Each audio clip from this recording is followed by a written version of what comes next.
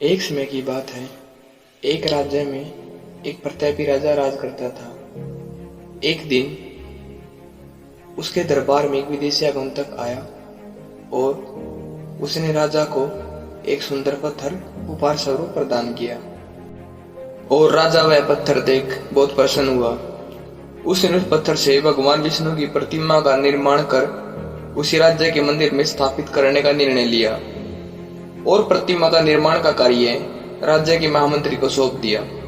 महामंत्री गांव के सर्वश्रेष्ठ मूर्तिकार के पास गया और उसे वह पत्थर देते हुए बोला, महाराज मंदिर में भगवान विष्णु की प्रतिमा स्थापित करना चाहते हैं। 7 दिन के भीतर इस पत्थर से भगवान विष्णु की मूर्ति बनाकर राजमहल पहुंचा देना। इसके लिए तुम्हें 100 स्वर्ण मुद्राएं दी जाएंगी।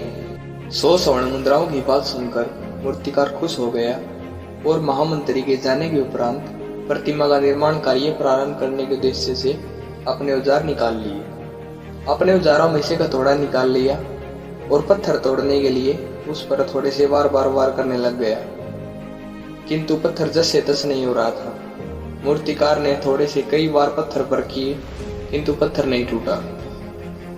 50 बार प्रयास करने के उपरांत मूर्तिकार ने अंतिम बार प्रयास करने के उद्देश्य से हथौड़ा उठाया, किंतु यह सोचकर हथौड़े से प्रहार करने के पूर्व ही अपना हाथ खींच लिया।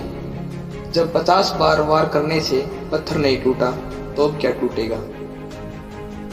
वह पत्थर लेकर वापस महामंत्री के पास गया और उसे वह कहकर वापस कर दिया कि इस पत्थर को तोड़ना नामुमकिन है, इसलिए इसे भगवान विष्णु की मूर्ति नहीं बन सकती।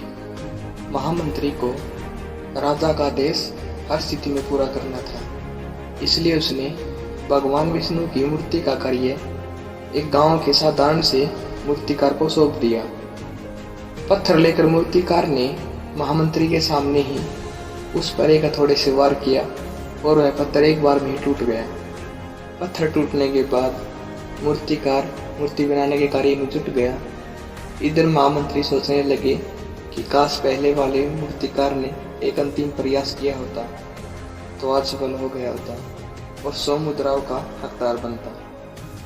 इस कहानी से हमें यह सीख मिलती है, मित्रों, हम भी अपने जीवन में ऐसी परिस्थितियों से दो चार होते रहते हैं। कई बार किसी कार्य को करने के पूर्व या किसी समस्या के सामने आने पर उसका निर्णय करने के पूर्व ही हमारा आत्मविश्वास डगमगा जाता है और हम प्रयास के बिना ही हार मान लेते हैं।